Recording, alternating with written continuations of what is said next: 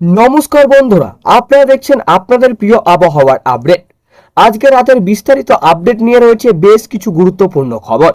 কোথায় হতে পারে বৃষ্টি, কোন কোন জেলায় বজ্র বিদ্যুৎ ও ঝোড়ো হওয়ার সম্ভাবনা রয়েছে, উত্তরবঙ্গের পরিস্থিতি কেমন থাকবে, দক্ষিণবঙ্গের কোথায় বাড়তে পারে বৃষ্টির দাপট, সবকিছুই বিস্তারিতভাবে জানাবো এই ভিডিওতে।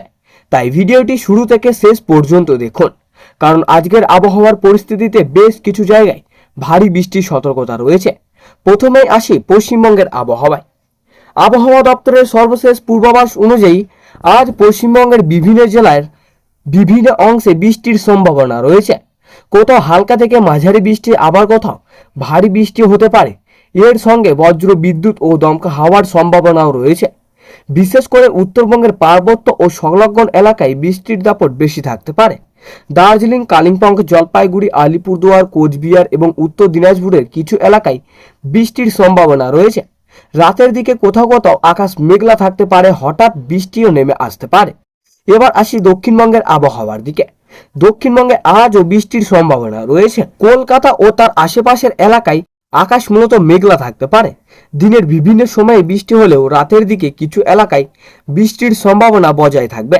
হাওড়া, হুগলি, উত্তর 24 পরগনা, দক্ষিণ 24 পরগনা, নদিয়া, মুর্শিদাবাদ, বীরভূম, পূর্ব বর্ধমান, পশ্চিম বর্ধমান, বাঁকুড়া, পুরুলিয়া, ঝাড়গ্রাম, পশ্চিম মেদিনীপুর এবং পূর্ব মেদিনীপুরের বিভিন্ন এলাকায় বিক্ষিপ্তভাবে বৃষ্টি হতে পারে।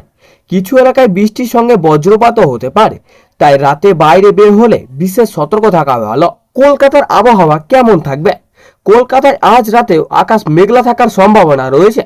মাঝে মাঝে বৃষ্টি বা বজ্র বিদ্যুৎ সহ বৃষ্টিও হতে পারে।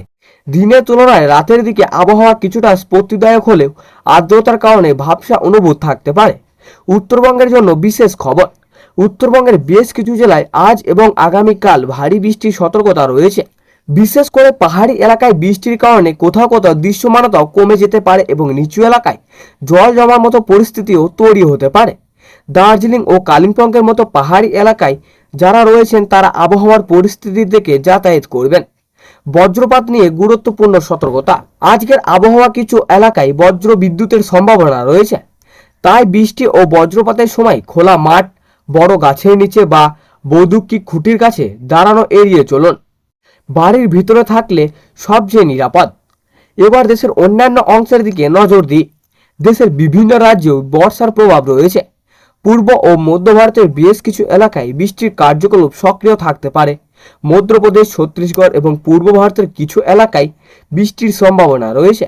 উত্তর পূর্ব ভারতের আসাম, মেঘালয়, নাগাল্যান্ড, মণিপুর, মিজোরাম ও ত্রিপুরাতেও বৃষ্টির সম্ভাবনা রয়েছে।